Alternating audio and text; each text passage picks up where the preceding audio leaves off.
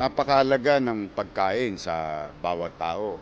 Lalo na yung mga mahihirap nating kababayan na noong wala ngang pandemya, hirap na ang buhay nila.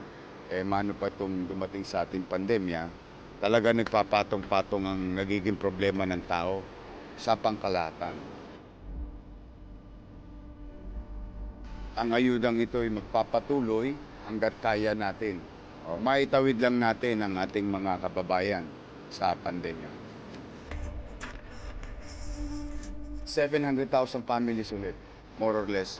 Dati, yung last year, naka-6 na buwan tayo na dahil talagang kasagsagan ng Omega, Delta, talagang halos huminto ang mundo ng buhay natin.